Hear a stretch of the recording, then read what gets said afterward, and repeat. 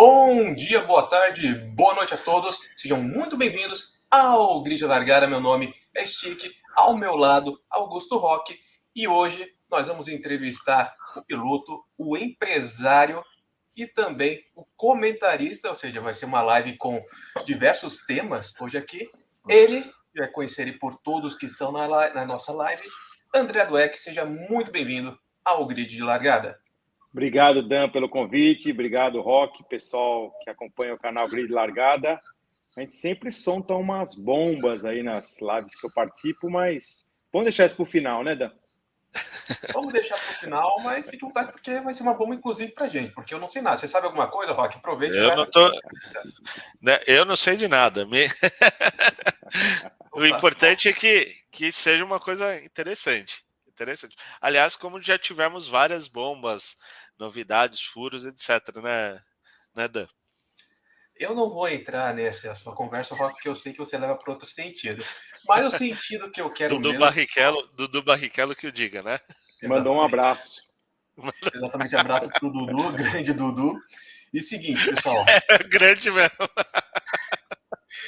O sentido que eu quero dizer aqui, galera, é o seguinte, que vocês também participem. Muito obrigado pela participação de todos que já estão no comentário. Lembrando que se você não é inscrito no canal, se inscreva, deixe o seu like e pode mandar sua pergunta. Que se nós tivermos tempo aqui, lembrando que essa live dura entre 30 minutos a 1 hora, nós vamos realizar a sua pergunta pro André Dweck.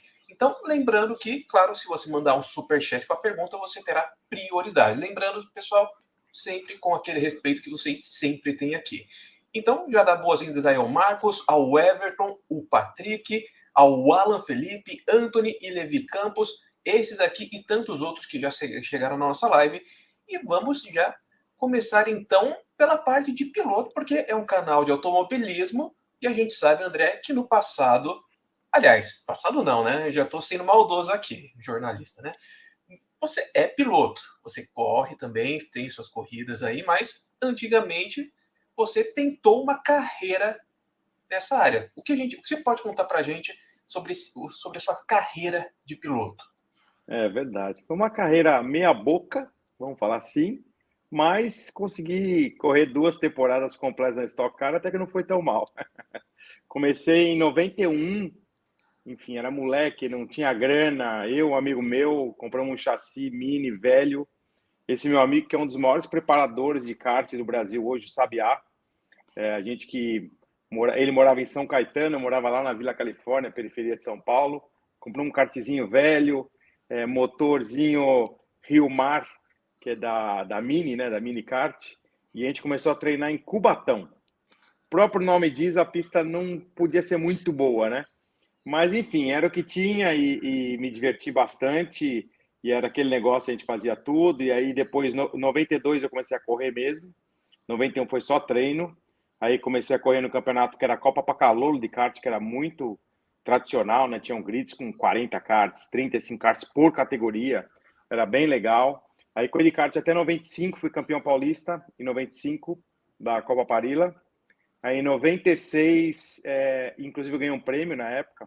Eu era piloto da fábrica ZF, que é da família Giafone, né? Então, a ZF estava lançando o chassi de kart, então eles escolheram um piloto por categoria e a gente ganhava prêmio, era bem legal na época, viu? Era quase um Road to Win de hoje, mas era bem legal porque a gente ganhava prêmio e com esse prêmio, naquele ano eu ganhei, até me lembro, foi $10 mil a premiação. E aí eu juntei esses $10 mil, mais os patrocinadores e comecei a correr no Campeonato Brasileiro de Fórmula 1, que era bem legal, transmitindo na Bandeirantes ao vivo, 50 carros no grid, foi bem divertido. Eu corri em 96, 97, 98 eu subi para a categoria Palio, que era a Copa Palio, que também era bem legal. Aí na última etapa de 98 da Copa Palio, foi uma semana antes do final da Stock Car. E aí eu acabei correndo aquela etapa, eu e meu grande amigo Sérgio Ruas, na época que podia dividir o carro, né? E não tinha light na época, era Stock Car, só que separava o grid A e B. Foi o último título do Paulo Gomes, foi bem legal também.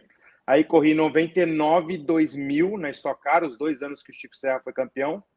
2001 fiquei sem patrocínio, voltei a andar de kart. Aí, em 2002, estrei na Copa Renault Clio, né, que é o Pedro Paulo Diniz, a PPD, o grande, o saudoso André Ribeiro, né, que Deus o tenha. Eles organizavam, né, era bem legal o Campeonato Brasileiro, onde saiu vários pilotos, né, categoria de base da Fórmula Renault, e também a Copa Clio, né, que era uma categoria de tração dianteira, pneu slick, era um carro bem divertido. Aí corri até 2002, 2003, aí 2003 eu tive que parar de correr porque eu trabalhava na empresa da minha família, comecei lá desde garoto, de office boy, e aí eram meus dois tios que eram sócios, um se aposentou, e aí eu assumi a gestão, que já estava 18 anos trabalhando na companhia, então eu tive que parar, não deu para conciliar. E fiquei de 2004 até 2014 sem correr. Aí mudei para os Estados Unidos em 2012, vai fazer 10 anos semana que vem. Aí meu grande amigo Oswaldo Negri, que para mim é um dos melhores pilotos brasileiros que foram injustiçados e não chegaram na Fórmula 1, na Fórmula Indy. E aí a gente começou a treinar de kart, aí voltei a correr de kart aqui nos Estados Unidos, corri na Rock Cup, corri no SCUSA, corri lá em Las Vegas, né, que é como se fosse um campeonato mundial. Realizei meu sonho de correr lá, foi bem legal. Fui vice-campeão da Rock Cup em 2016. Aí teve um campeonato que era South Florida com os karts 4 tempos, né, quando implantou aqui, que era um kart com motor e chassi. O chassi tinha vários, né, mas motor daquela empresa canadense e americana, Briggs, com 50, 60 karts no grid, fui campeão em 2017. E aí agora só por diversão mesmo, só treininho e não tô mais. Vou fazer cinquentinha já, né? Já a idade pesa, viu? A idade pesa. Tem muito piloto aí correndo com 50 também, mas uma coisa que você falou também, André, que eu achei bem interessante, foi na parte que você disse que estava indo para os negócios da família, que isso me lembrou muito até a parte com um treinador, isso tem um treinador de basquete falou para mim e para o meu irmão, ou você quer continuar aqui, seguir, vai ter que se profissionalizar, vai ter que levar a sério, ou você vai estudar, procura uma profissão. E, obviamente, tanto eu quanto meu irmão, a gente não continuou no respectivo esporte também. E, nessa época, eu me lembro que tanto para mim quanto para ele foi uma época difícil. Para você, também foi algo difícil, porque, por mais que depois você continue a correr, hoje brinca, né, de automobilismo, faz mais por lazer, teve aquela minha dificuldade, agora eu estou meio que mudando de área, foi algo difícil para você ou foi uma transição natural? Você sabe que não, porque eu lembro uma corrida, eu apresentei um programa no passado, chama Resenha da Stock. Tá lá no canal Autovídeo, foi uma série de 10 programas com o grande Ingo Hoffmann, que é o cara que eu era ídolo. Logicamente, ídolo do Senna, do Piquet, do Emerson, e na Fórmula Indy, Gil de Ferran, Tony, Elinho, enfim, até outros amigos que correram, ganharam provas. Mas eu era fã mesmo do Ingo, porque eu ficava lá no cartódromo de Interlagos, olhava lá na mureta, né? Imagina, não tinha grana, e olhava aquele opalão número 17 passando, e eu lembro que uma vez eu era moleque, tinha, sei lá, uns 20 e poucos anos de idade, eu fui assistir um treino, o Ingo estava lá, me tratou super bem, então foi uma coisa bem legal. E eu ter corrido esses 2 anos de Stock Car, que eram juntos, né? Então, eu tenho uma foto, a única corrida que eu andei na frente do Ingo, e eu tenho eu mandei enquadrar essa foto. E aí, quando a gente começou o programa Resenha da Stock, a gente falou assim, o programa Resenha da Stock número 1, eu, meu grande amigo Ingo Hoffmann, a gente não podia começar esse programa com a foto mais importante da minha vida. Eu botei assim o carro dele meio batido na frente, que ele tinha batido, e eu na frente dele. Falei, alemão, essa foi a única corrida que eu andei na tua frente, tá registrado, eu não podia começar. Ele chorou de rir, né? Imagina, o cara é o rei, né? 12 vezes campeão, mais de 100 vitórias, sei lá quantas poles, enfim, um cara com números tremendos. Então, para mim, ali eu realizei um sonho de poder, sem grana, vindo de uma família pobre, começar do zero, 2 amigos lá, um empurrava o kart, não tinha mecânico, não tinha ninguém. Então, foi muito legal ali, mas eu sempre tive na minha cabeça que eu queria estar envolvido com automobilismo. Então, logo depois que eu parei em 2004, né, até 2003 eu corri. Em 2005, um grande amigo meu, que era inclusive meu companheiro de equipe na Copa Clio, Vicente Siciliano Júnior, meu irmão até hoje, ele tinha uma agência de marketing esportivo e me convidou para ser sócio. E daí eu comecei a me envolver com o bastidor do automobilismo, né? Então era Siciliano do Exports. Pô, chegamos a trabalhar com um piloto de Fórmula 1, na época o Razia, né? Piloto de teste, tentando lá entrar na época na Marussia, na Caterham, né? Lotus. Na Indy trabalhamos com o Elinho, muitos anos, trabalhamos depois com o Tony Canaan, trabalhando com um monte de piloto de Stock Car, para o próprio Ingo, a gente trabalhou com ele na GT3, então eu comecei a me envolver com o automobilismo de um outro jeito. E aí a terceira vez que eu fiquei envolvido com o automobilismo, no final de 2009, até fez 13 anos essa semana. Meu grande amigo Luiz Carlos Largo, ele era o narrador quando eu corria de Fórmula Fiat. Eu conheci ele nas pistas, eles iam, né? Nas corridas. E daí o Cláudio Gontijo, que era o comentarista, também ex-piloto, não pôde ir na última etapa de 2009 da Copa Clio. Ele me ligou e falou, pô, Dweck, você pode vir aqui comentar uma corrida ao vivo com a gente? A Copa Clio. Eu falei, caramba, que sorte, né?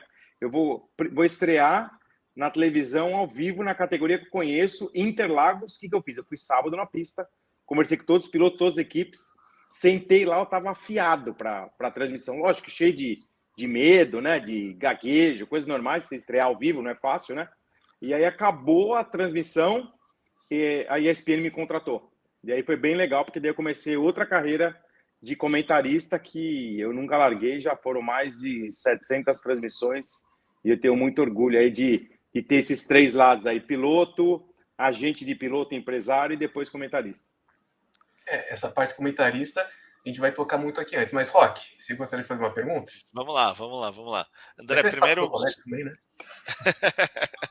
Um super obrigado pela sua presença aqui, é uma honra para nós aqui do Grid. Eu que agradeço. Eu vou voltar em 2002, Copa Clio, Fórmula Renault, que foi talvez um dos maiores, se não o maior projeto de categoria de base já feito no Brasil, né? A gente teve vários pilotos, inclusive o Robert Kubica, né? Sim, que hoje é piloto da Fórmula 1, conheci correu em Interlagos. Eu estava naquela corrida. Correu não, ele passeou, né? Ele passeou. Ele pôs meio autódromo todo mundo. Em todo mundo, né? E ninguém sabia quem ele era, né? Na época, com 17, 18 anos, ninguém sabia quem ele era. Agora, eu vou fazer... Você estava correndo naquela época e a Renault, né? Lotava todos os autódromos. Lotava. Era um negócio absurdo de legal, né? Eu, inclusive, fui convidado pela revista Racing para dar uma volta na pista de Clio e quem pilotou foi o Tarso Marques. Ah, legal. É que eles preparavam os carros, né? Os Clios quem preparava era o Paulo de Tarso, né? O pai do Tarso, com o Tarso. Exatamente. E o que eu quero perguntar, na verdade, é justamente como que você enxerga, você estando, né, na Fórmula Renault, no nascimento da Fórmula Renault, e agora a Fórmula 4 brasileira, como categorias de base, como evento, sob o olhar do piloto e sob o olhar do empresário. Ótima pergunta. Eu vou começar um pouquinho antes, com a Fórmula Ford e Fórmula Chevrolet. O meu sonho, eu sou da geração final dos anos 80 e anos 90. Então eu ia assistir Rubinho, Christian, Glauco Vinokurovas, o próprio Tony, que era moleque, Max Wilson, Cristiano da Mata, Felipe Jafone, Zequinha Jafone. Toda essa geração eu vi no kart desde júnior até graduado. E o sonho de todos os moleques ali era correr de Fórmula Ford. Mas era um sonho assim, você falava para um moleque, brilhava os olhos, que era uma coisa que era muito, muito desejada. E a Fórmula Ford fez assim uma história maravilhosa. Fórmula Chevrolet depois, que também foi bem legal. E a Fórmula 3 era muito forte. Então, a gente teve aí um complemento antes da Fórmula Renault de criar o desejo das categorias de monoposto. E, se a gente for pensar bem, os últimos 10 anos não teve mais. O moleque do kart, você perguntava para ele, fala assim, o que você quer fazer? Quero correr de Stock Car. E não tem nada de errado. E muitos fizeram carreira. Você vê, o Thiago Camilo nunca andou de monoposto. Baita piloto. Cacá Bueno nunca andou de monoposto. Várias vezes campeão. Então tem vários e vários casos, né, que os pilotos passaram a não desejar as categorias de monoposto. Então acho que é muito legal a volta da Fórmula 4, a Fórmula 3 que sumiu, né? Simplesmente desapareceu e era uma Fórmula 3 Brasil e Argentina, tinham várias rixas, teve lá o título que foi, entre aspas, roubado lá do Elinho, né? Todos os argentinos pararam no grid disco, o Crossério, acho que 91, 92, se não me engano. Não, foi 93, 94. 92 o Elinho estava de Fórmula Chevrolet.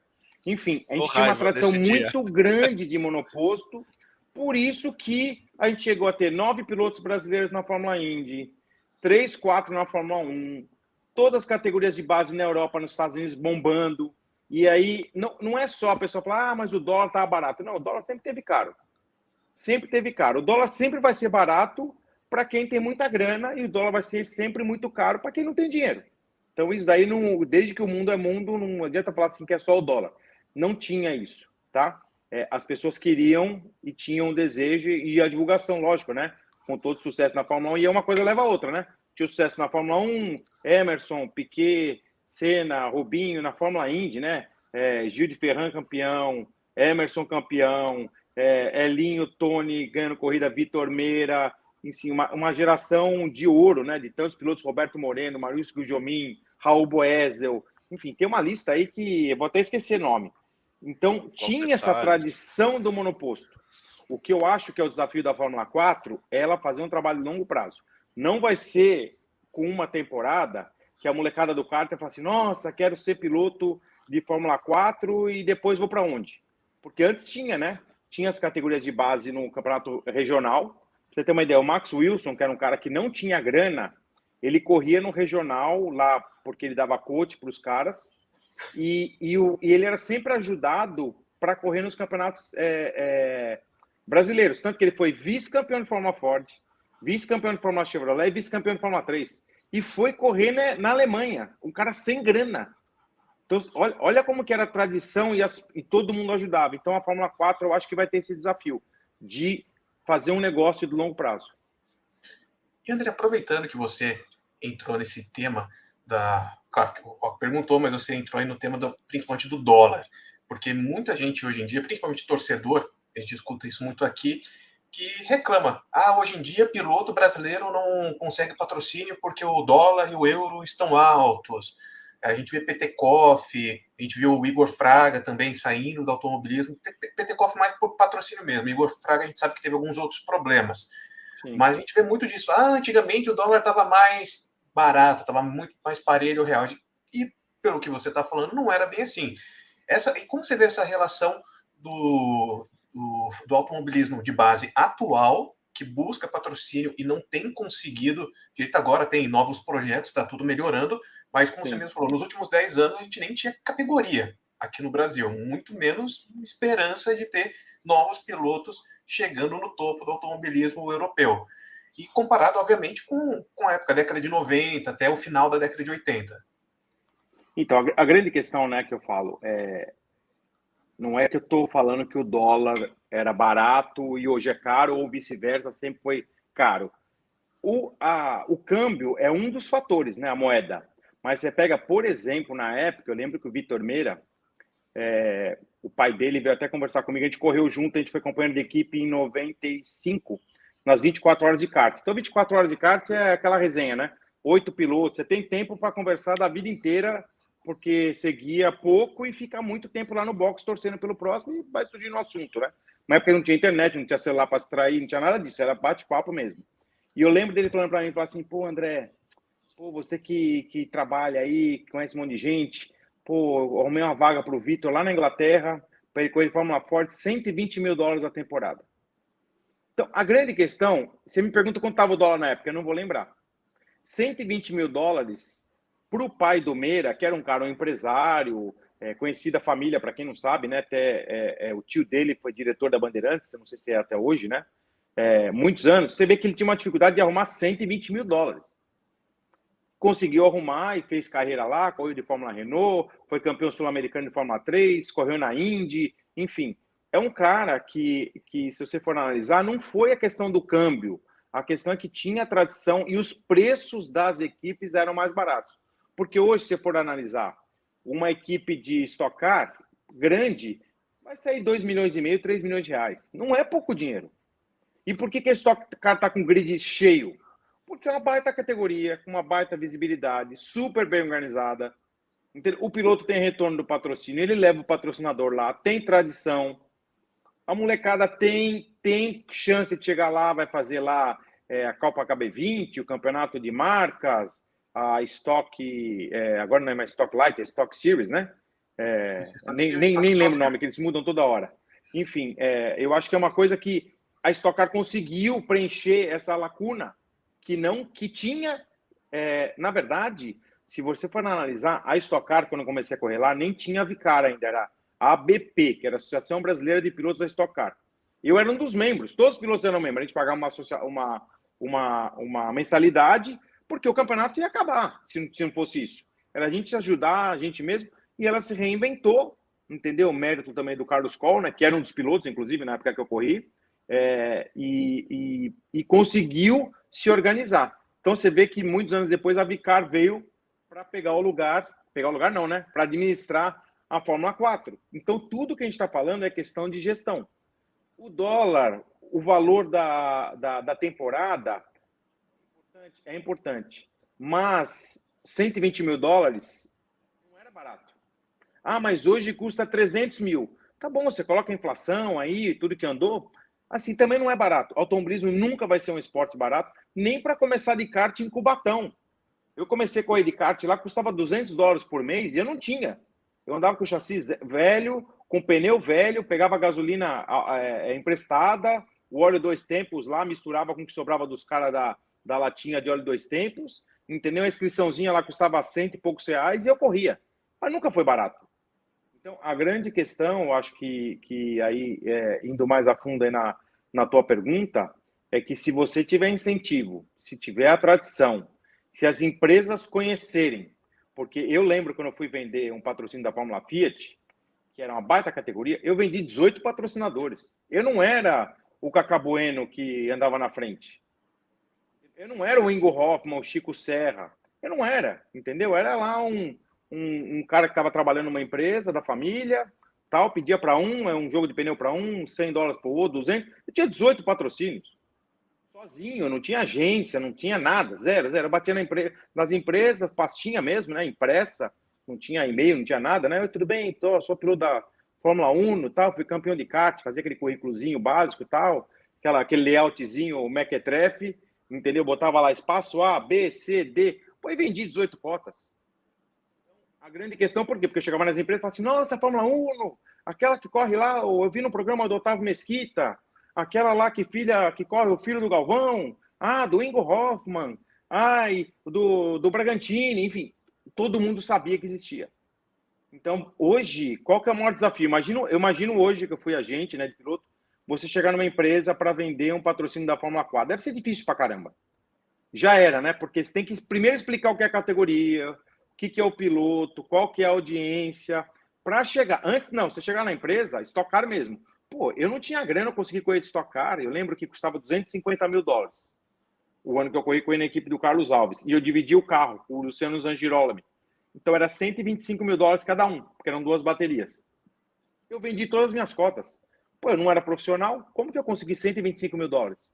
Porque todo mundo sabia o que era Stock Car, todo mundo sabia que era o autódromo lotado, que é o que o Rock acabou de falar. Então, acho que a gente tem que bater nessa tecla, sabe? Da tradição e da divulgação, porque isso ajuda muito os pilotos a fazerem a captação de recursos, e aí uma coisa leva a outra, né? Vai crescendo, vai tendo mais público, mais patrocínio, mais audiência, e aí vamos embalar de novo. Sim, isso que você falou até... Só mais uma pergunta, Rock, depois você já passa para a sua. Isso que você falou até matou uma pergunta que eu ia fazer para você, que seria sobre... claro, uma pergunta da diferença, mas qual seria o principal empecilho, o principal desafio que os pilotos hoje em dia têm para conseguir patrocínio em relação à sua época? Mas no caso isso você já respondeu. Só que agora vem outra questão. Agora nós estamos vendo a XP Investimentos, que disse que irá investir nos jovens pilotos da base nacional, e com isso a gente tem uma esperança futura, digamos, uma esperança maior em relação ao automobilismo brasileiro. E no passado nós tivemos, por exemplo, o Marlboro Team. Como é que era ótimo? Brazilian Team. Isso, confundi agora. Eu lembrei durante 30 minutos e esqueci. Mas vamos lá. Tinha esse projeto na Marlboro. Da Petrobras também. Petrobras também. Petrobras também. Como você avalia? Exatamente. Como você avalia esses projetos que nós tivemos no passado? E se não me engano, acho que na Marlboro você teve até uma relação com ele. Me corrija se eu estiver errado, por favor. Com esse projeto da XP, que, claro, ainda não é 100% claro, mas, como eu disse, abre uma esperança aí para o automobilismo nacional. Tá. Eu acho que até uma coisa bem interessante que você falou, né? Para quem não sabe, né, as empresas da minha família eram as marcas de moda Fórum e Triton. E aí, em 95, quando eu fui campeão, consegui os patrocínios e tal, e o Marlboro Brasiliano estava no auge. E eu conheci o Esteban Frost Hirschbruch, que era o cara que cuidava do projeto, né? E fiquei amigo dele, enfim, de vários pilotos. Na época conheci o Elinho, o Tony, Mário Haberfeld, Burt. Nossa, cara, tinha muito piloto que tinha o Marlboro. Sabe quanto a Marlboro patrocinava cada piloto? Por ano, $10 mil. Não fazia cócega para o orçamento dele. Só que eles tinham lá o Marlboro aqui no macacão com o nome. E aí quem tinha? O Senna, do Emerson, todo mundo queria ter. Então, esses programas não eram programas que traziam muito dinheiro. E a gente copiou isso. Eu fiz o Triton Racing Team, que era o quê? Todos os pilotos vestidos com Triton, tinha no braço direito aqui o logo, no capacete, e no carro era um pedacinho pequeno, porque era bem pouco. E era permuta de roupa, a gente não dava grana para ninguém. Só que a marca era uma marca muito forte, assim como a Fórum, né? Ajudava eles a arrumarem outros patrocínios. Então a gente patrocinava o Tony, o Elinho, o Felipe e o Zequinha Giafone na Indy Lights. Patrocinava o Mário Haberfeld e o Luciano Burti na Fórmula 3 inglesa. O Max Wilson na Fórmula 3 alemã. Renato Russo na Fórmula Chevrolet. Flávio Venâncio no kart. E um monte de gente que pedia que não dava para patrocinar todo mundo. A gente dava roupa. Eu lembro que era tipo $1.000 por mês, alguma coisa assim, em roupa. Qual que era a grande questão que eu acho, tá? Se eu sou piloto hoje e a XP me dá 2% do meu orçamento, eu fecho na hora. Aí você fala assim, pô, André, mas você está fazendo muito barato. Não é isso. Porque a XP vai ajudar a vender os patrocinadores. Chega lá um piloto de Fórmula 4, fala, tudo bem, olha, já fechei aqui a XP. Bota lá metade do carro XP. Os cara, quem está do outro lado, que é outra empresa, ele vai lá na Gillette, vende e fala, caramba, esse moleque aí deve ser muito bom, cara. Ele tem o patrocinador master da XP. Então, muita gente fazia isso. Então, uma coisa levava a outra. Mesmo a Petrobras, que pagava, lógico que era um valor maior, né? Porque é uma estatal, está envolvida, né? Combustível, automobilismo, tinha programa até na Fórmula 1, patrocinava a Williams. Fórmula 3, Fórmula Chevrolet, se não me engano, Indy Lights também, acho que eles patrocinaram. E outras categorias de base, Fórmula Ford, enfim, um monte de categoria. Até o Nonô, lá na Europa, no campeonato no Opel Vectra, tinha muitos pilotos que eles patrocinavam. Muita gente olhava, se achava que a Petrobras estava pagando tudo. Na Stock Car, né? Tinha o Cacá Bueno, o Thiago Marques. Então, teve muito programa. Então, a grande questão, eu não sei, tá? Pode ser que a XP vai patrocinar 100% mesmo. Eu não sei da verba. Eu acredito muito no cross business, que eu acho que deve ser isso que está acontecendo no começo. Chega lá o pai do Drogovic, que aplica no banco X, fala assim, quer saber? A XP é um banco tão bom quanto o banco que eu invisto aqui os meus recursos da família, da empresa, enfim, um cara baita cara trabalhador, empresário, ele pode trabalhar com qualquer banco. E os caras ainda vão patrocinar meu filho. Vai embora. Então, esse tipo de ação, que eu acredito que acontece no Brasil, pelo menos nos últimos 20 anos, muito patrocínio não é patrocínio, é realmente negócios, né? De você às vezes não fazer direto, mas fazer intermediação. Quer que eu te dê um exemplo? O Beto Monteiro é um baita cara que faz isso bem pra caramba. Um baita cara que sabe fazer isso, junta as pontas e vai. Eu fiz isso muitos anos, então por isso que eu tô falando isso daqui com propriedade, porque eu aprendi a tomar muito não, mas tirar desses nãos, por quê? Uma vez eu cheguei numa empresa, deixa eu tentar lembrar qual que era a empresa, que era um patrocínio que eu estava negociando para o Nelson Merlo disputar São Paulo Indy 300, que era a etapa de São Paulo. Ele tinha sido campeão. O Nelson Merlo, para mim, foi um dos maiores talentos desperdiçados do Brasil. Ele foi campeão de tudo que ele correu. Kart, Fórmula Ford, Fórmula Renault, Fórmula 3. Inclusive, o recorde da Fórmula 3, acho que até outro dia era dele. Ganhou, sei lá, 7 corridas na sequência, um negócio assim. Moleque muito bom. E aí, acabou a grana, né? Testou o World Series, foi bem... ganhou outro teste de outra categoria e tal. E aí a gente fez um projeto para ele para Indy Lights, só que surgiu a oportunidade para ele correr na equipe do Jimmy Vasser, na etapa de São Paulo. Pô, cheguei e bati na porta de um monte de gente. Não. E aí acho que era um banco, se eu não me engano. Eu vou lembrar daqui a pouquinho. Chegou e falou assim, mas eu tenho aqui a proposta do Franchitti. Pô, o Franchitti tinha sido bicampeão na época. Como você vai concorrer? como que você vai falar assim, o Nelson Merlo vai dar mais... Não, mas ele é brasileiro, vai ter a torcida, o camarote, ele faz ação. Não, mas cara, mas eu tenho um franquite aqui, ó. Quase o mesmo preço. Se você não fizer negócio com a empresa, você fala assim, não, mas eu vou te gerar esse... então tá bom. Aí o automobilismo, o piloto, o retorno fica de bônus. Então também eu acredito muito nisso, que é uma coisa que a Stock Car é a maior plataforma B2B, né, que é negócio entre as companhias, do Brasil. Por isso que a Stock Car é o que é. O Giulianelli, que é o presidente da Stock Car, da Bicar, né, foi meu companheiro de equipe na Fórmula 1, um dos caras mais inteligentes que tem. Um baita publicitário, marqueteiro, cara inteligente, rápido, entendeu? Trabalhou com automobilismo muitos anos, né, na Reunion, depois na Mitsubishi e agora na Bicar. Fora a experiência que ele tem como piloto nessa época de ouro, né? Que todo mundo tinha patrocínio, sobrava patrocínio. Então, eu acho que a gente precisa resgatar isso, sabe? É a questão do... Tem que ter um pouco de tudo. É o cross business, é a categoria. E hoje tem uma coisa que ajuda muito, né? Social media. Na época não tinha, cara. Não tinha. Entendeu? Pra você provar que você deu retorno para a empresa, nossa, cara. Era um absurdo, assim. Muito difícil. Muito difícil. Sim. André, uma coisa que perguntaram, mandaram aqui mensagem para mim, quando você falou da Indy, do Marlboro, do projeto da Marlboro, você chegou a falar dos valores. Aqui estão dizendo aqui que quando você falou os valores, o áudio sumiu. Você chegou a falar o valor? Quanto ele $10 mil por ano, por piloto.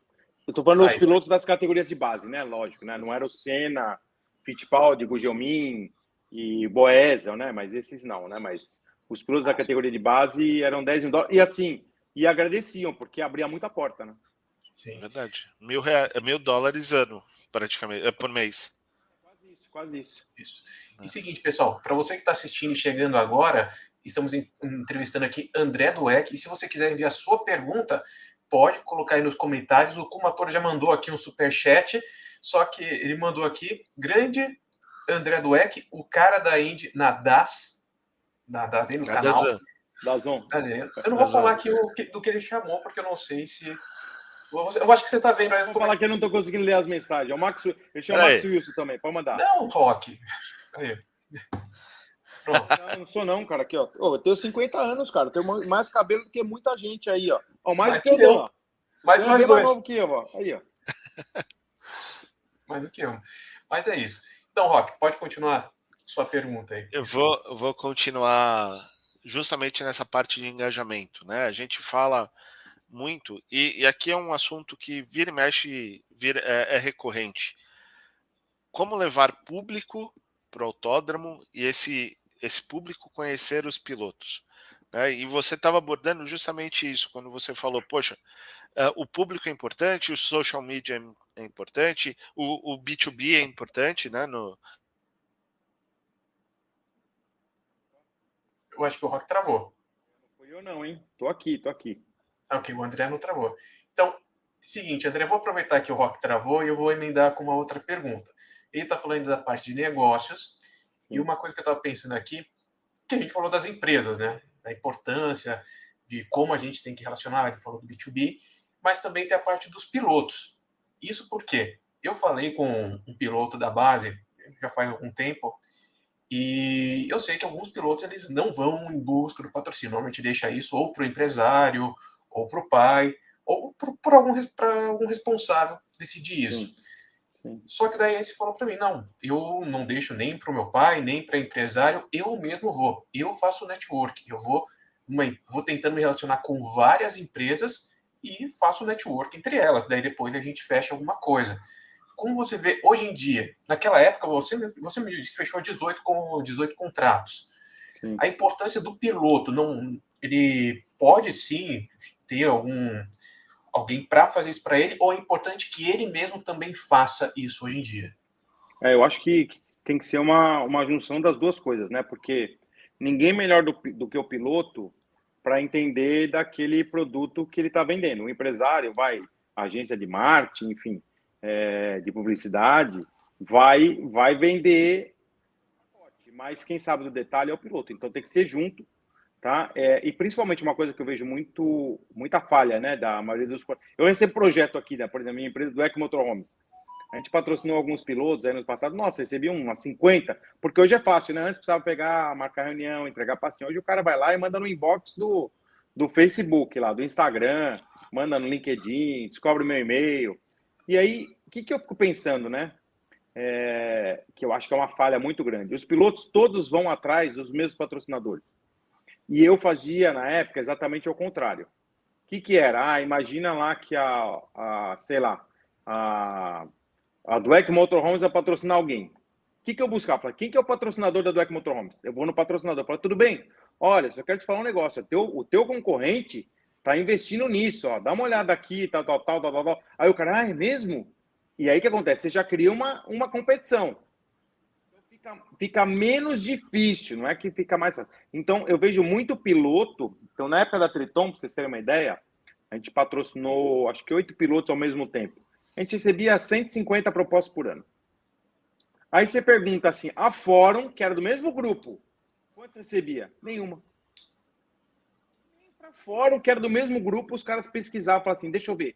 Puta, a Triton não deu certo, vamos mandar lá para Zump, para M-Officer, sei lá, qualquer marca. Não, mandava para Triton. Inclusive mandavam assim, olha, o piloto que vocês estão patrocinando foi terceiro no campeonato, eu fui segundo. O piloto que vocês estão patrocinando foi quarto, eu fui campeão. Falei, cara, os caras não sabem nem vender patrocínio. Então, eu acho que o piloto tem que aprender sim. Tá? Eu acho que dos atributos dos pilotos, além da parte física, psicológica, saber lidar com eventos, né, de patrocinador, social media é super importante. Eu vejo o piloto delegar o social media, é a pior coisa, entendeu? Faz lá aquele postzinho que você viu que não foi o piloto que escreveu, entendeu? Sempre que eu vou lá por exemplo, tem amigo meu que eu vou lá e escrevo assim, bem informal, né? Aí vem lá uma resposta, muito obrigado. Assim, muito obrigado.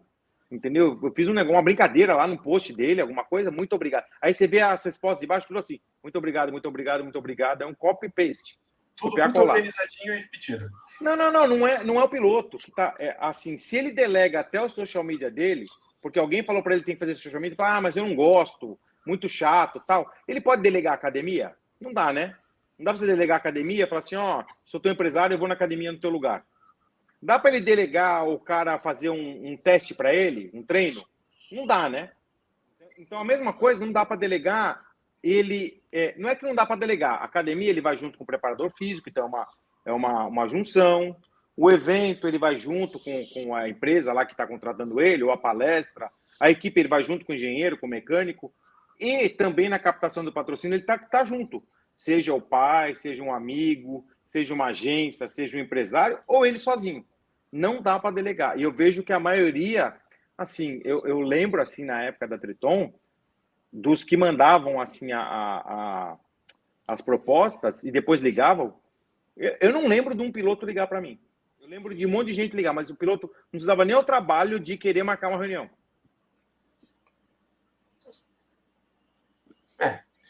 Rock, eu acabei colocando uma outra pergunta porque você travou. Claro. Não, deu uma piscada na luz aqui. Ficou nervoso. Não, deu uma piscada na luz aqui. Coisas da tecnologia. Para de piscar agora e fica à vontade. Tá tranquilo, não tem problema. Bom, só pegando o gancho, né, daquilo que você estava falando, André, da importância de ter público, né, e de conhecer, né, o piloto. Como que ele pode fazer isso gerar uma coisa de reconhecimento, né?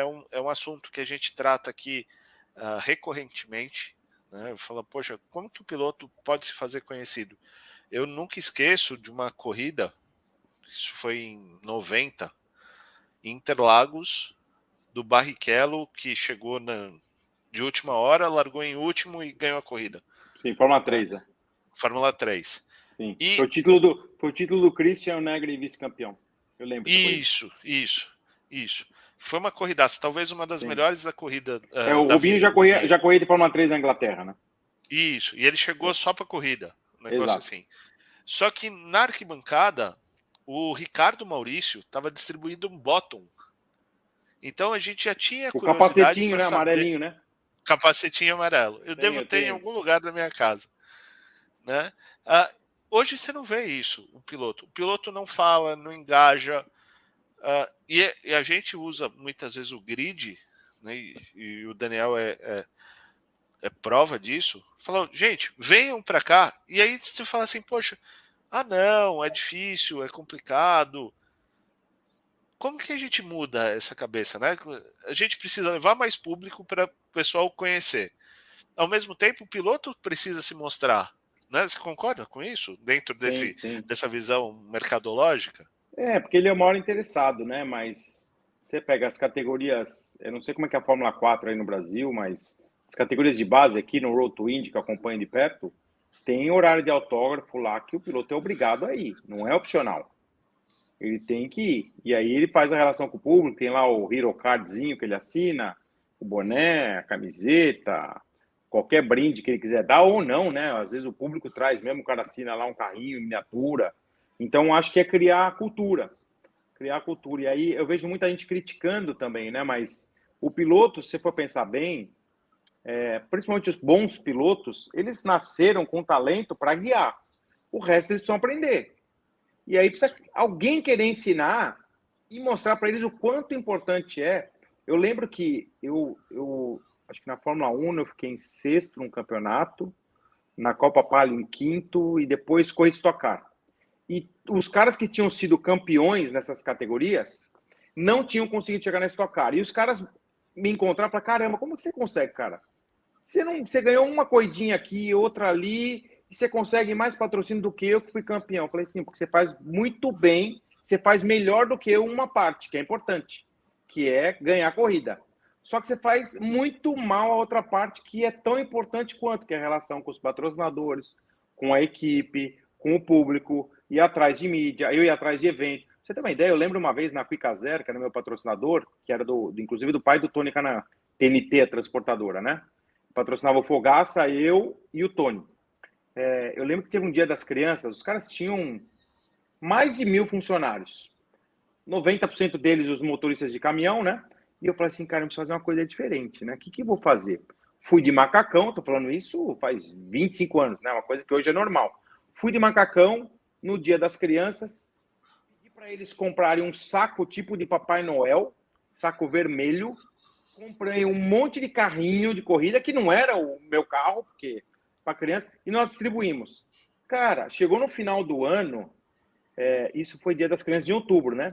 Chegou no final do ano, eu fui na festa que a empresa me convidou, né? Na festa lá dos funcionários, churrasco, tal. E aí, cara, os funcionários vinham me agradecer, tinha funcionário até que chorava. Putz, muito obrigado que você tirou uma foto com meu filho, você deu um carrinho pro meu filho. E, assim, cara, eu não fiz muita coisa. Era um macacão que eu peguei, pus lá um macacão, fiquei suando o dia inteiro lá, que era um sábado, dava um calor. Fenômeno, até foto disso. Pô, tive a ideia de dar os carrinhos, mas comprou aqueles carrinhos na rua 25 de março, ali em São Paulo, deve ter custado R$1 cada carrinho. Sei lá, entendeu? Fez a fila, tirou a fotinho, deu o carrinho, uma coisa simples. Só que eu tive a iniciativa, por quê? Porque como eu não tinha tanto talento como os outros, eu falei, cara, eu preciso ser melhor do que o cara nisso aqui. Porque senão, eu não sou campeão. Ganho uma corrida ou outra, vou pro pódio.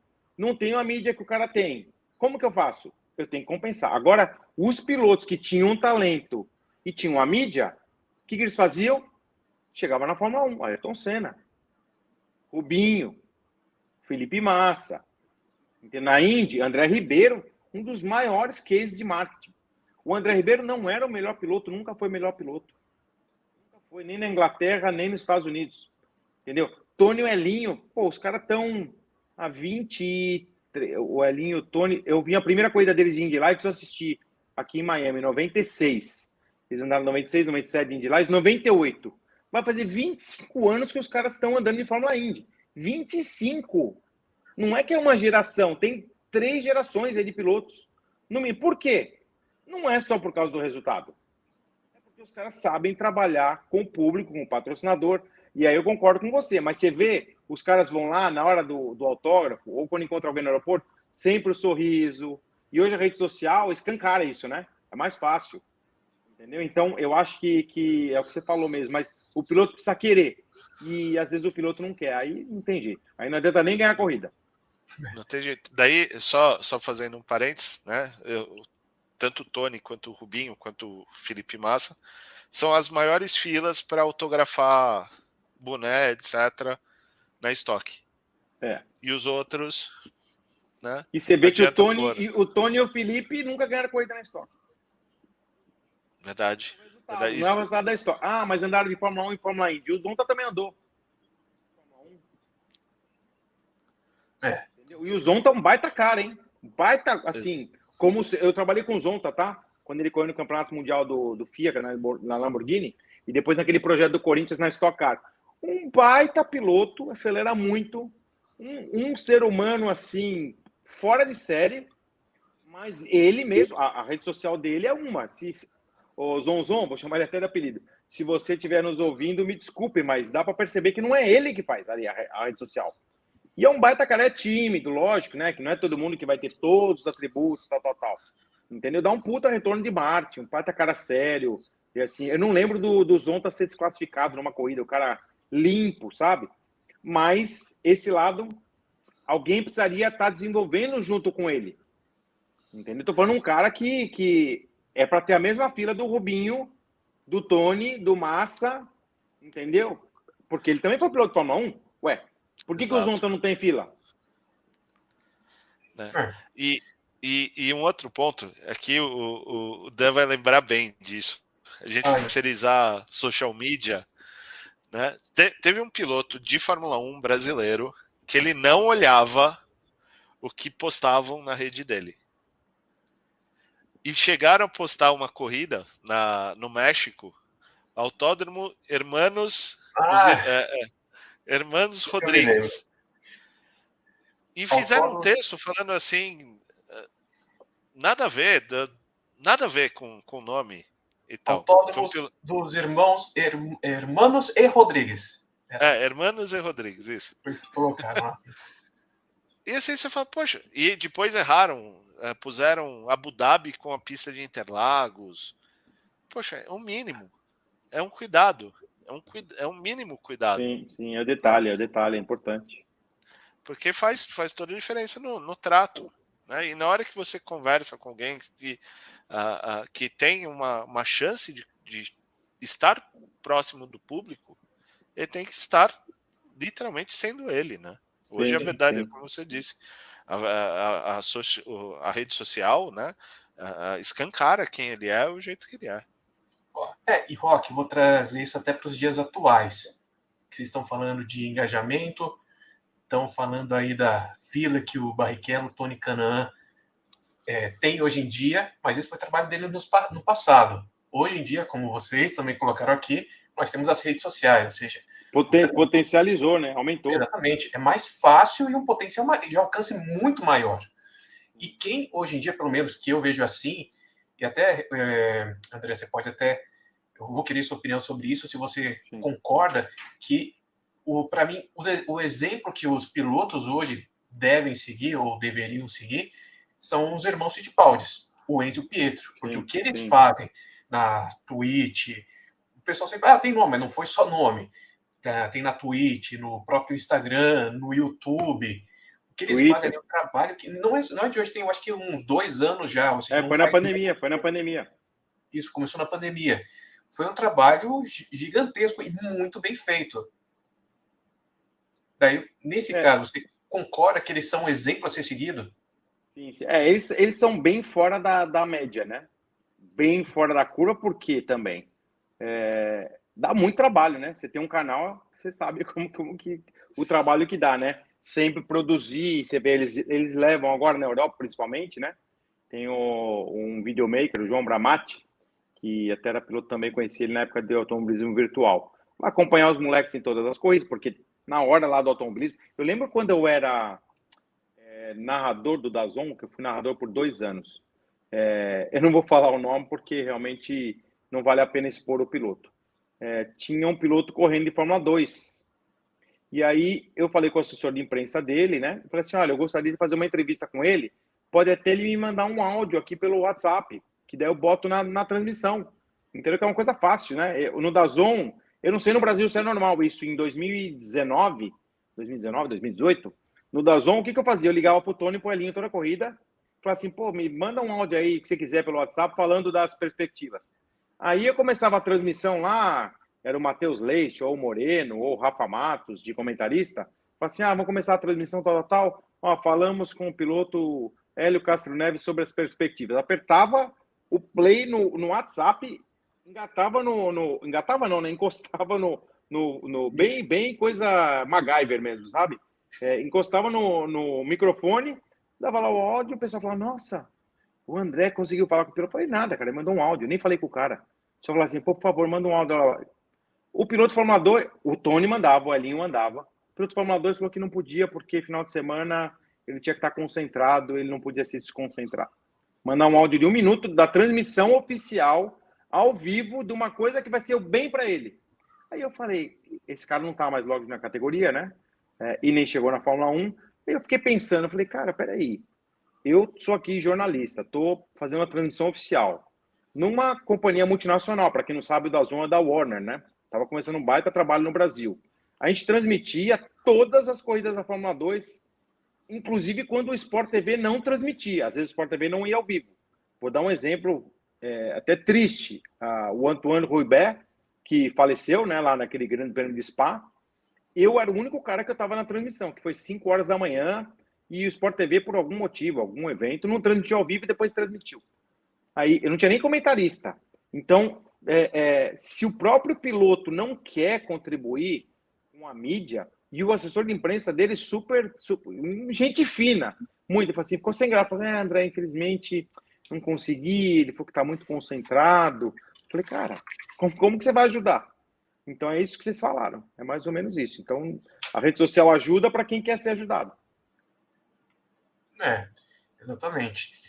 Rede social hoje em dia existe justamente para também ajudar o piloto. Tem tudo isso. E seguinte, nós chegamos aqui a 50 minutos de live. Pessoal, podem mandar pergunta para o André Dweck que a gente vai responder aqui. Mandar pergunta, like, tem que mandar like também para aumentar a audiência. Como é que estamos de like aí? Quantas pessoas? Como é que está de like aí? Nós gostamos de metas, hein? Igual piloto. É isso aí. Like, Rock, tem informação do like. Se não tiver, eu vou pegar aqui porque eu estou vendo pelo StreamYard. Mas vou dar uma olhada aqui, eu já passo para vocês para a gente pegar aqui a parte das metas. Mas enquanto isso, seguinte, vão mandando as perguntas, pessoal, a gente vai selecionar algumas aqui. E Rock, você teria mais alguma pergunta? Não, eu tenho. Então porque depois a gente já vai partir para a parte de comentarista. Isso. Já que a gente tem a permissão de falar sobre bombas e tal, conta um pouquinho da história sobre o Luiz Razia. Aquele negócio de, putz, cheguei e a gente torce, não, agora vai, e de repente não foi. Né? Enfim, ele estava anunciado, não foi anunciado? Foi anunciado. E aí eu não tenho filtro nenhum para falar sobre isso, porque Razia é um baita cara, vem para Miami, dorme na minha casa. Sou muito amigo da Beth, da mãe dele, do seu Luiz, o pai, a família, adoro a família. E eu não participei dessa parte da Fórmula 1, que eu acho que foi... não estou nem falando por mim, tá? Eu estou falando por uma sequência natural. Imagina alguém que cuidou das coisas dele até na boca de chegar lá, aí venceu o meu contrato em dezembro, aí em janeiro ele começou com outro cara que não tinha a menor experiência, enfim, Fórmula 1, eu que trabalhei muitos anos com isso, é um negócio muito complicado. E eu tenho experiência com negociação, com empresa, com administração, com negócios grandes, e mesmo assim era um negócio bem complexo, ainda é, né? Então eu acho que ali não foi bem amarrado as coisas, tá? O advogado super competente, conheço bem o advogado, o cara nota 10, mas o cara que estava assessorando ele na parte de marketing, não vou fazer nenhuma acusação leviana, porque eu não sei os detalhes, tá? Mas ali comeram alguma bola. Porque não é possível que o cara anuncie um negócio, entendeu? De uma coisa que está um pouco amarrada. Então, imagina o seguinte, imagina que eu chego lá numa empresa que não tem potencial para patrocinar, sei lá, 10 milhões de dólares, 15 milhões de dólares, não sei qual era o valor na época, e o cara dá um sinal de 50 mil, fala, não, tá aqui, ó, 50 mil, tá fechado o contrato assinado. Tudo bem, mas a primeira parcela é 500 mil, não? Não, pode deixar que daqui, semana que vem eu deposito. Aí passa uma semana, o cara, não, deu um probleminha aqui na conta, meu banco caiu a internet, começa a dar aquela enrolada. E aí os caras vão anunciar um cara, e não entra o dinheiro. Pô, cara, foi uma pena, porque ele merecia, a vaga lá, baita cara, muito rápido, para quem não sabe, né? Fazia muito rápido, campeão brasileiro de kart, campeão sul-americano de Fórmula 3, na GP2 fez várias corridas, foi vice-campeão, na época que a GP2 era bem forte, né? Eu acompanhei treinos dele, para vocês terem uma ideia, ele andou na Caterham, né, que era Lotus, a verde, no Grande Prêmio do Brasil, e era o Trulli e o Kovalainen. Ele virou mais rápido que os dois na primeira saída. Na segunda saída, os caras até mudaram o carro dele, porque os caras, os titulares, iam passar vergonha, que era o FP1, né? Então, isso também aconteceu com o piloto alemão, com o Timo Glock, quando ele também estava na Virgin, era o de Graça e o Timo Glock, né? Também andou mais rápido. Então, ali, para mim, faltou experiência para o agente. Não estou falando mal, não, tá? Estou falando, faltar experiência é coisa que acontece, né? Se eu entrar no negócio agora, também vai me faltar experiência e pode passar algum detalhe, porque o negócio assinado, paga o sinal, o cara treinou, anunciou depois do treino. Não, ele nem andou o segundo treino, né? Não, eu fiz o primeiro porque e só. Não pagaram. Triste, foi triste. Bem triste. O Raziek tinha sido vice-campeão e o campeão tinha sido, acho que o Valsec. O Valsec, David Valsec, é o italiano. Que também não chegou na Fórmula 1. Não, também não. Um dos poucos que não chegou naquela época. Um dos poucos campeões que não chegou à Fórmula 1. Que também não é coisa só de brasileiro nessa parte. Sim. Mas é isso. Agora, então, partir para a parte da sua época de comentarista. Época atual, né? Você falou do seu início nessa sua profissão. Só que é o seguinte, você começou numa época que era, obviamente, muito mais TV, e hoje você continua tendo participado, inclusive, da Twitch, que é um novo estilo de transmissão. A gente vê aí, tem o Gaules, tem o Apoca, não lembro como pronuncia, peço desculpa. Apoca. Casimiro. Tudo que está gerando um novo estilo de comentaristas, de narradores, de transmissão. Como é que foi para você fazer essa transição? Que você, pelo que eu conheço aqui, foi um dos poucos que fez os dois estilos, o que está fazendo os dois estilos. Na verdade, os 4, né? Porque eu fui comentarista de rádio, trabalhei na Rádio Globo CBN, trabalhei na nossa Rádio USA, Globo CBN no Brasil, né? Nossa Rádio USA aqui nos Estados Unidos. Trabalhei em TV a cabo, na ESPN e no Band Esportes. Trabalhei em TV aberta, transmissão para a Rede TV e para a Band, né? E também por streaming Terra TV, que na época tinha algumas categorias, a Porsche Cup, GT3, GT3 Brasil, GT Brasil também, na época. Então, eu trabalhei, na verdade, em 5 plataformas, né? Porque daí a gente considera um streaming. DAZN, né? Que também é streaming.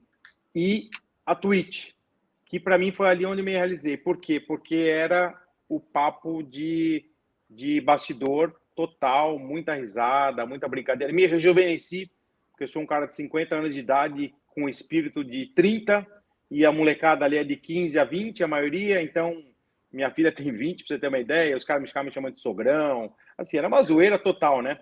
E, logicamente, né, com o Pietro e o Enzo, né, no canal deles, né, Fittipaldi Brothers, eu lembro que a gente estreou, foi uma coisa assim, assombrosa, assim. Eu nunca tinha visto tanta mensagem na minha vida, deu 240 mil views. Tá lá, foi a primeira transmissão ao vivo de uma corrida na Twitch para o Brasil.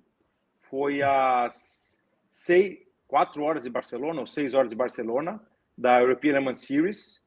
Foi a USF 2000, USF 2000, do Kiko Porto. E não sei se a gente fez a Indy Pro. Enfim, teve acho que 2 ou 3 coisas. A gente foi na sequência, 6 horas de transmissão.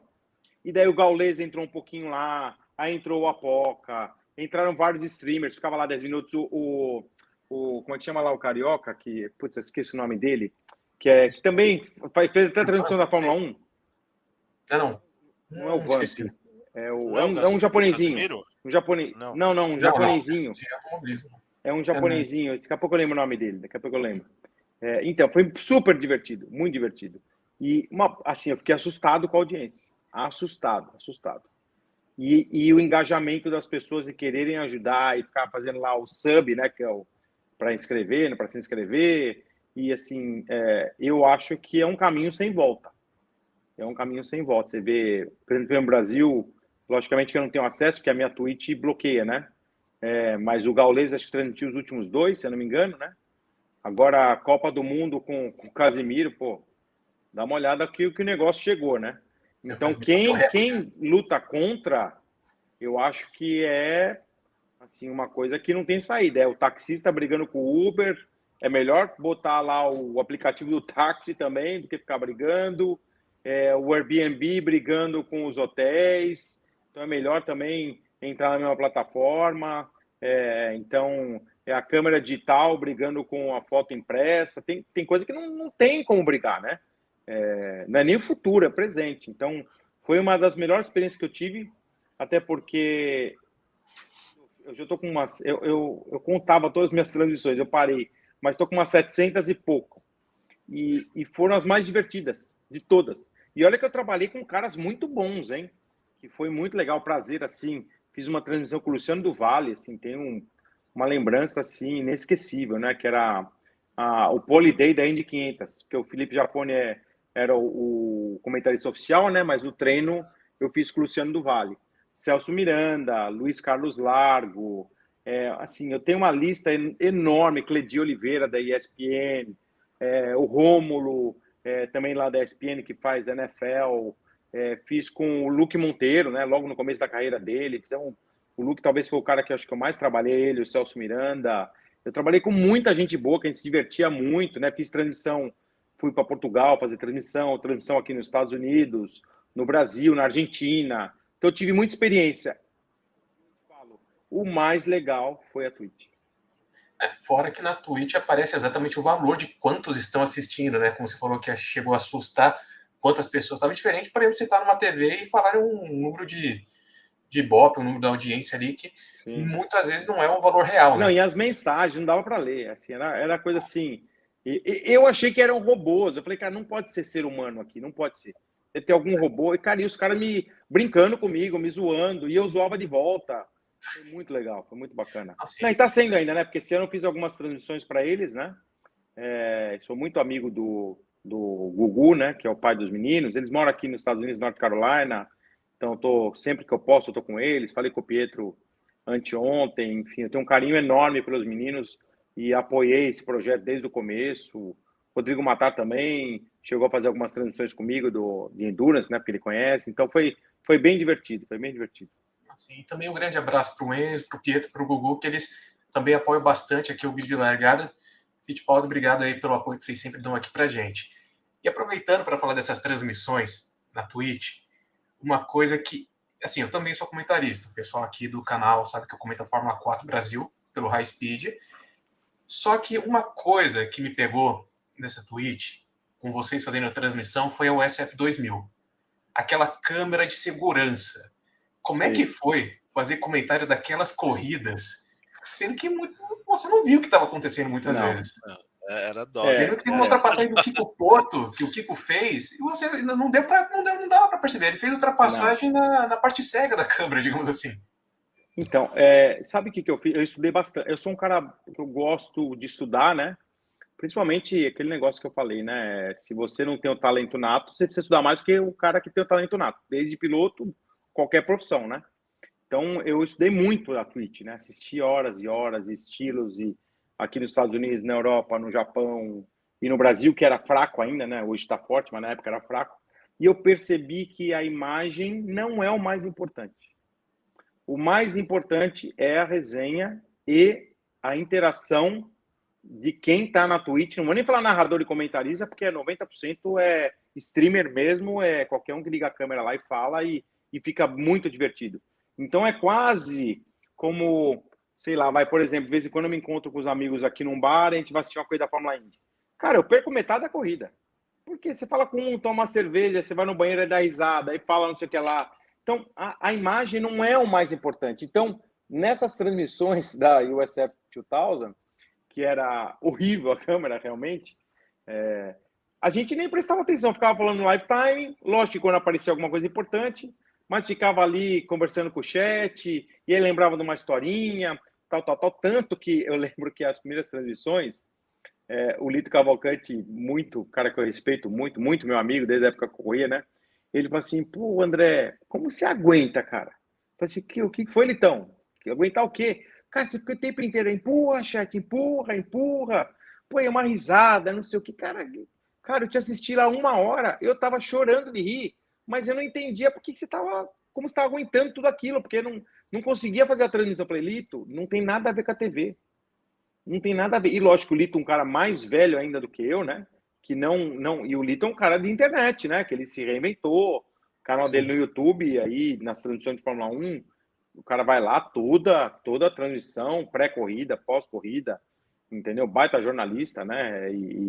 Enfim, correspondente da Autosport, sei lá, 30 anos, não sei quantos anos de Sport TV, fora com uma assessora de imprensa. Ele não entendeu no começo, depois ele entendeu.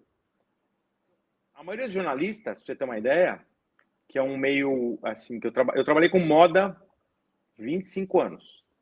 E com jornalismo, vou falar 13. O ego do jornalismo é maior que o da moda. Que é uma coisa que eu não imaginava que fosse ser tão grande. Então, muito jornalista assim, começou a falar mal da nossa transmissão. Pô, que absurdo, cara. Aqueles caras ficam dando risada, que fala palavrão, que não presta atenção na corrida, porque não falou que o cara passou por fora, por dentro. Cara, eles não entenderam que ali que eu ouvi muito não era. Também. Oi? Confesso que eu vi muito de algumas pessoas falando isso da transmissão de vocês. Então, o que acontece? Só que eles não entenderam a dinâmica da transmissão. Então, a dinâmica da transmissão, eu estudei. Então, vocês assistiram a Fórmula 1 com o Gaules? Com o Gaules eu não cheguei a assistir. Imagina, era o Gaules, o Vamp e o Liminha. Liminha, lembrei. Liminha, o japonesinho. O Liminha. Cara, você chora de rir. Você vai comparar com o Galvão, Reginaldo e Burti? Cara, se você for comparar, você vai sofrer, porque não tem nada a ver uma coisa com a outra. Tem gente que vai adorar o Galvão, Luciano Burti, ou hoje lá o Sérgio Maurício, o Max e o Felipe, entendeu? Jafone. E tem gente que vai gostar lá do Gaules, do Liminha e do velho Vamp. Então, é totalmente diferente. O cara que critica é porque ele não entendeu. Ele não entendeu. E tanto que eu tive que me adaptar e reinventar até a linguagem. Porque na televisão eu fui obrigado a ser um cara mais coloquial. Tem o time, eu fiz fonoaudiologia, para você saber da respiração. Eu tive que corrigir várias coisas que eu falava errado, ficava falando muito afirmação, né. Tive que corrigir, entendeu? Na Twitch, cara, a primeira transmissão que eu comecei, que foi a USF 2000, do Kiko, 2, 3 streamers, assim, que estavam me ajudando, né, que eu conversei com eles, né, eles vão falar, se solta, tá muito sério, cara. Tá muito, boa tarde. Eu falei, que boa tarde, o quê, meu? Já cheguei, e aí, galera, como é que tá? Entendeu? Você abre da TV, boa tarde, tudo bem? 30 graus de temperatura, ventos parciais, blá, blá, blá, blá, blá, blá, formalidade. Que a molecada não quer nem saber se tá sol, 30 graus, o vento. Não quer nem saber nada disso, quer saber da corrida e da resenha. Então é isso aí. E vou te falar, sendo bem sincero, a hora que eu vi os jornalistas criticarem, que chegou nos meus ouvidos, lá, porque eu tenho muitos amigos de jornalismo, falei assim, cara, então nós estamos indo bem. Porque se os caras estão criticando, é porque realmente eles não entenderam. Se eles estiverem elogiando, tá errado. Por quê? Porque esse formato aqui não é para o jornalista elogiar, é para ele criticar. Falar assim, isso é uma bagunça. Então, amigo meu, jornalista, fala assim, cara, que bagunça é aquela lá? Falei, cara, então é isso mesmo. Então nós atingimos o objetivo. Tanto que deu 240 mil pessoas. Sim. E uma coisa que eu falo aqui para o pessoal, que tem muita gente que critica esse estilo de transmissão. Falava, mas se for como o Reginaldo Leme e outros fazem, é mais técnico, tem mais conhecimento, esse lugar é muita brincadeira.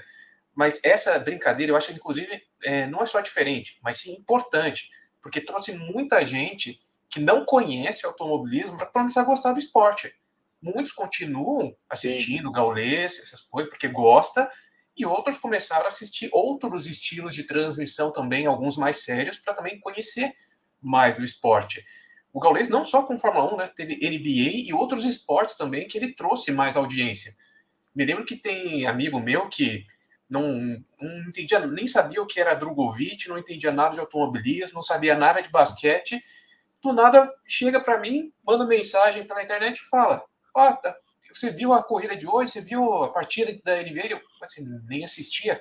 É que eu vi no Gaules. E eu comecei a gostar. Não, popularizou demais, né? Porque é o mainstream total, é a massa, né? E são jovens. Gaules, eu tava vendo agora, Se eu não me engano, o Gaules teve 700 horas de transmissão. Saiu o ranking, ele ficou em primeiro, né? 700 horas de transmissão, 20 milhões de pessoas. Eu não sei se eu tô com o número certo, tá? Assim, é um número mais absurdo. Aí você fala assim, o que ele tá fazendo? Tá ajudando o esporte.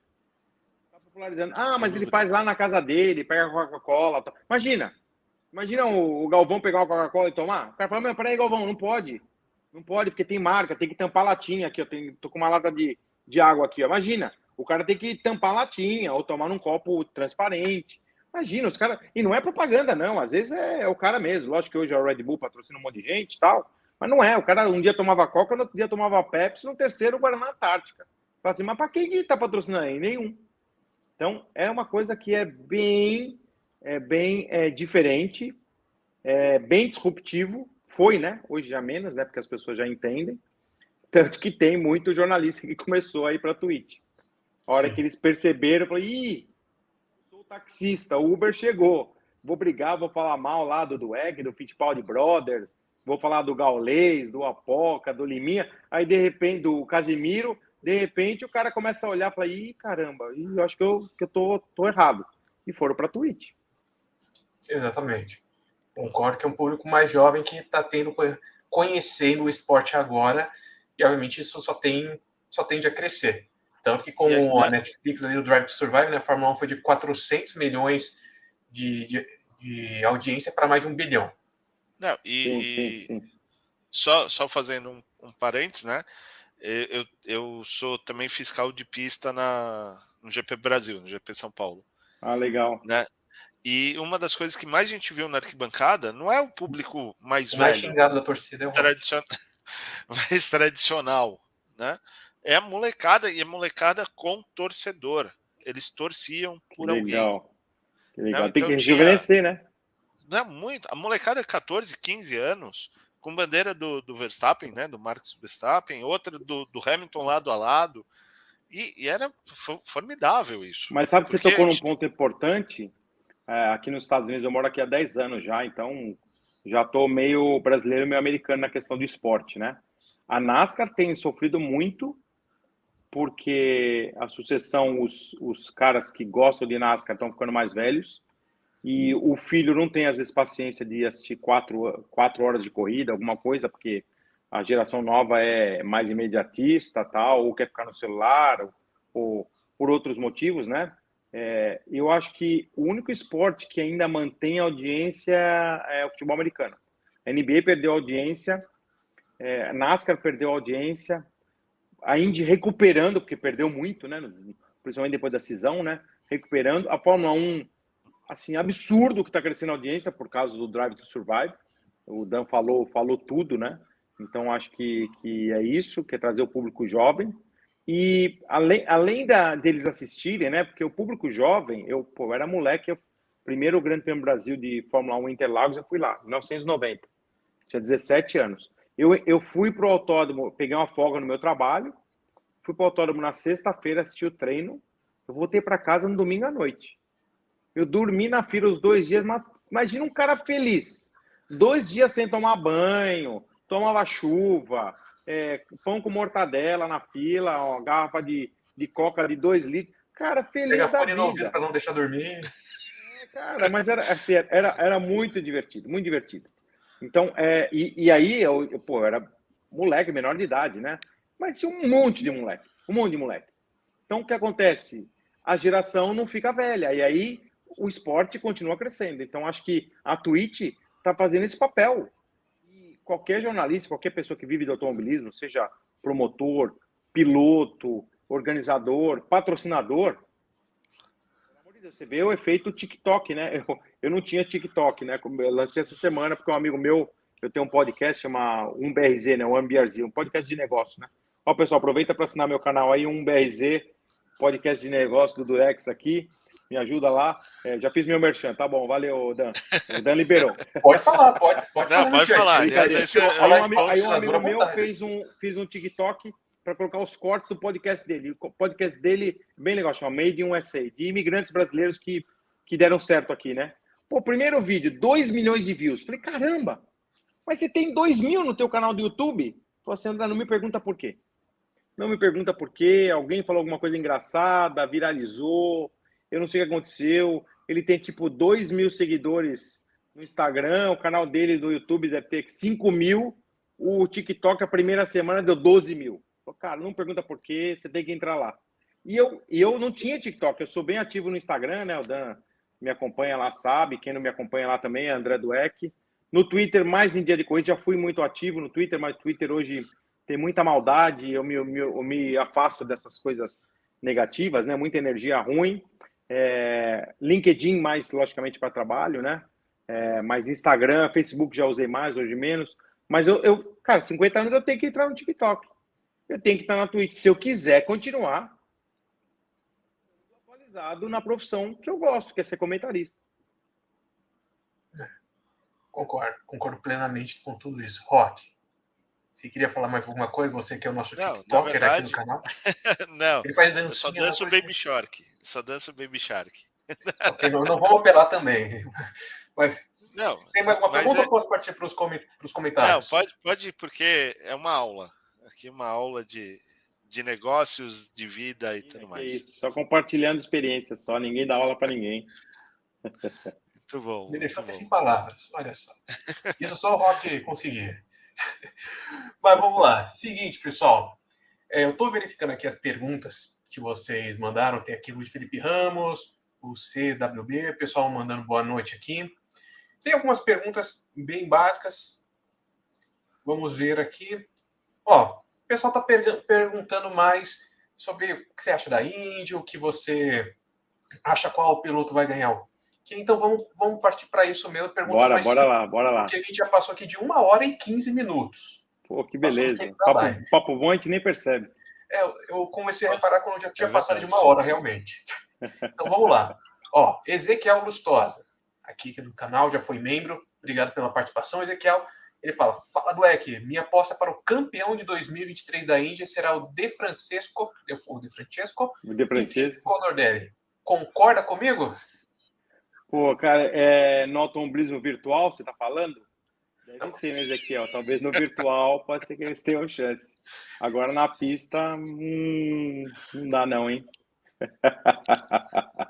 Aí, vamos ver, outra pergunta aqui. Luiz Felipe Pateu. Acho que eu sempre pronunciei errado os sobrenomes aqui. Já peço desculpa, mas desculpa ser dessa forma, Luiz.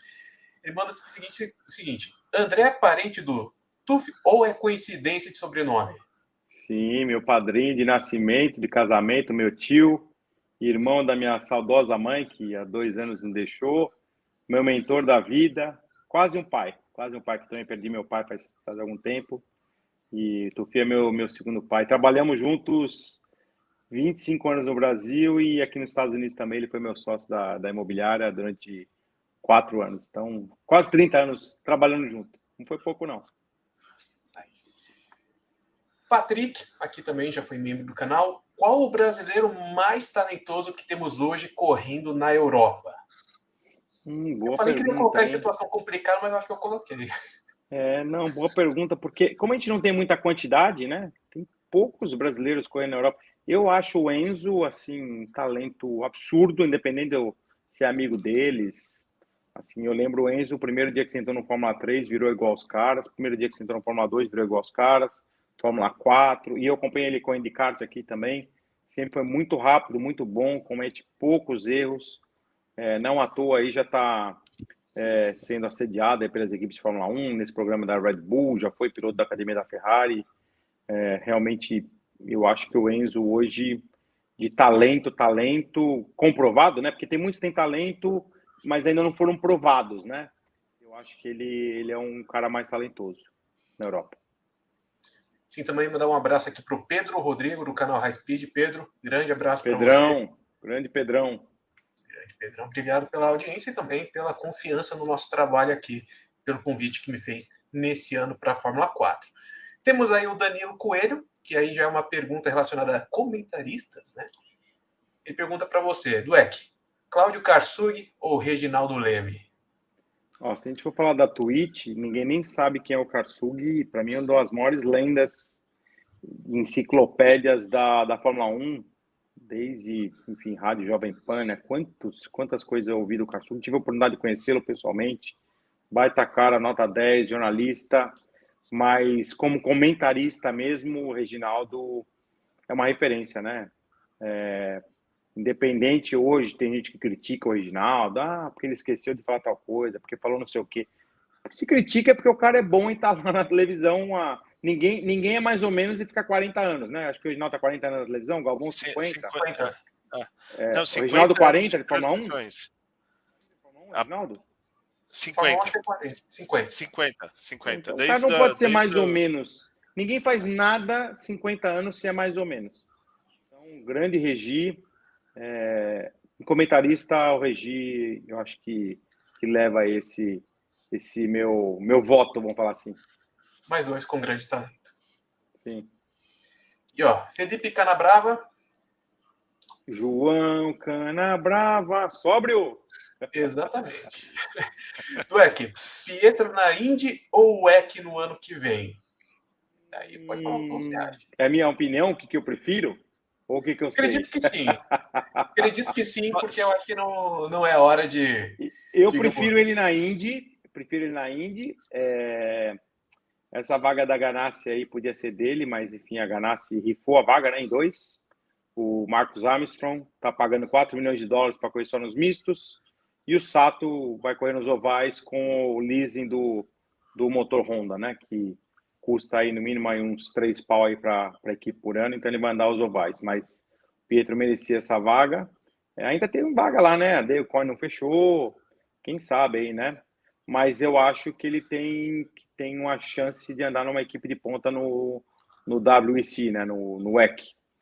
Então, o Pietro vai estar bem posicionado. Além do que, né, foi pouco falado na imprensa. O que acontece é o seguinte, e aí, já que me criticaram bastante, eu vou criticar um pouco o modus operandi da maioria dos jornalistas de automobilismo, tá? Os jornalistas de automobilismo, eles acompanham só o treino da Fórmula 1 a hora que acaba o treino. E vai lá e fala assim, o Pietro tomou 1/10 do Hülkenberg. É o que apareceu lá, né? Pietro andou quase igual ao Hülkenberg, tomou 1/10. Na verdade, o Pietro enfiou meio segundo no Hülkenberg. Todos os treinos o dia inteiro. No final, o Hülkenberg pôs um pneu novo, achou uma volta e virou 1/10 mais rápido que o Pietro. Então, não adianta a gente olhar a fotografia da última volta, né? Então, o Schumacher era eu lembro na época que o Burt era pro de teste lá, né? E eu perguntava para ele, e aí, como é que é o Michael? Eu falei assim, André, o que aparece na imprensa, vocês não têm noção do que é o cara. Porque é o seguinte, o Schumacher vai, dá uma volta de instalação, volta pro box, tal. Primeira volta, ele sai, já esquenta. Segunda volta, pumba, ele já vira o tempo.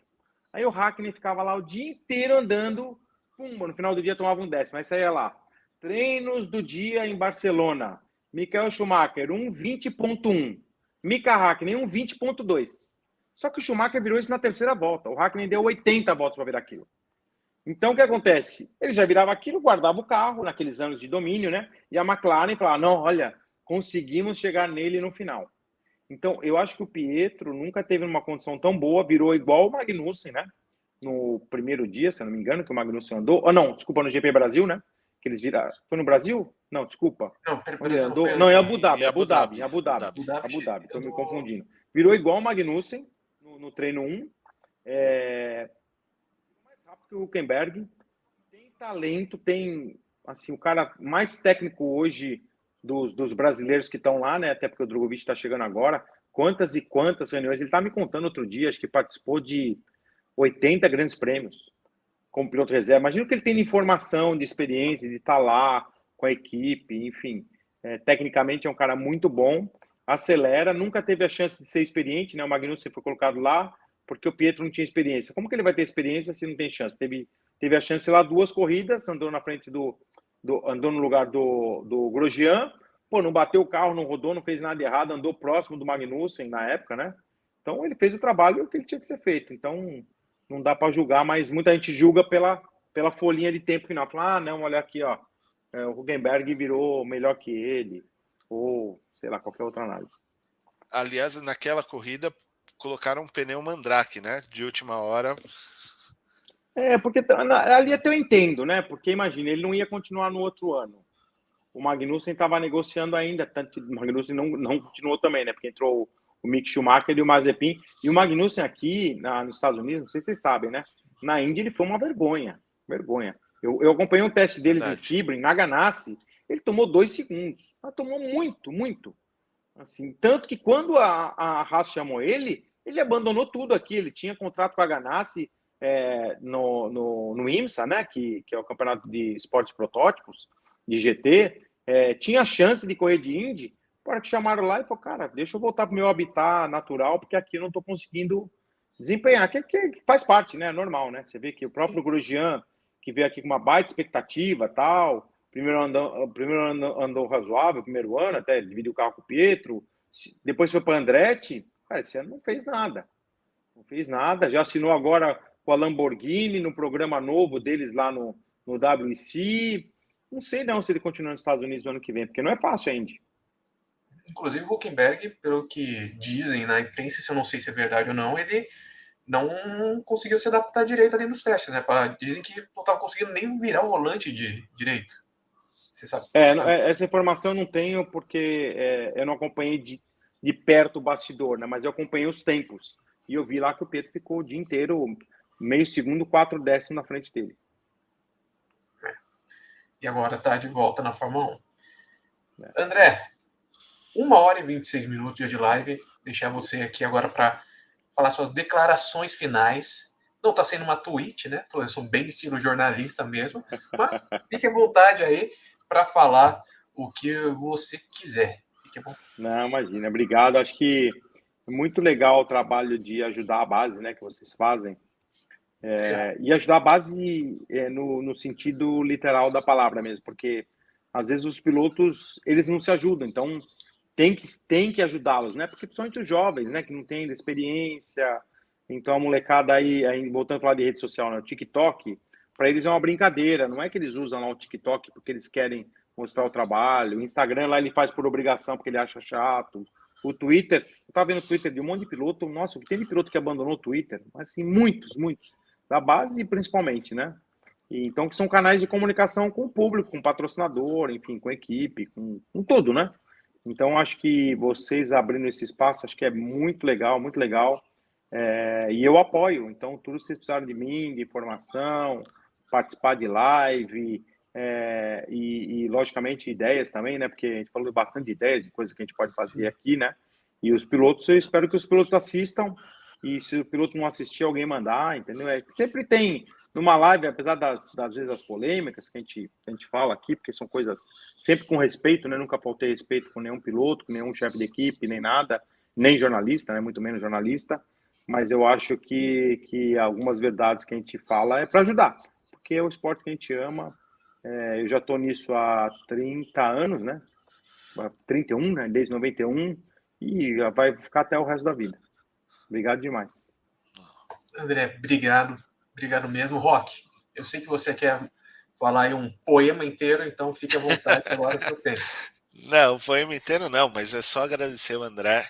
Uma baita aula, sabe, daquelas conversas que passam voando, a gente nem vê a hora passar. E tem muito a falar, né? Muito a falar, muita história. E a gente que tá, né? Eu, muitas vezes, como torcedor, desde... Eu quase nasci em Interlagos, né? Assistindo Fórmula 1. Tem uma história... tem uma história aqui. Isso. Não é da nossa época, Dan. Não é. Interlagos ainda era grande. Antigo. Interlagos antigo, Dan. Sim. Ele andava no terrão de Interlagos, quando não tinha nem asfalto aqui. Enfim, é uma baita aula e uma baita honra para nós poder compartilhar e ter você aqui conosco. Super obrigado, André. Eu estou sempre à disposição. Querendo é só chamar. O Dan convidou uma vez e falei, pode marcar o dia. Bora marcar. Realmente foi isso mesmo. André, novamente, obrigado. Obrigado por tudo mesmo. Obrigado por estar presente aqui nesse final de ano ainda, que é mais complicado, que é realmente quando começam a ficar as coisas mais puxadas para o Natal, virada de ano, essas coisas. Mas, novamente, obrigado. E também obrigado a todos vocês que estão aqui nos comentários, enviaram perguntas, fizeram brincadeira também, conversaram entre si, é muito legal essa interação entre vocês. E aquilo, pessoal. Querem apoiar os pilotos brasileiros da base? Então, venham com a gente. Se posicione você também no grid de largada. Então, grande abraço, pessoal. E até a próxima. Valeu demais. Valeu. Acaba.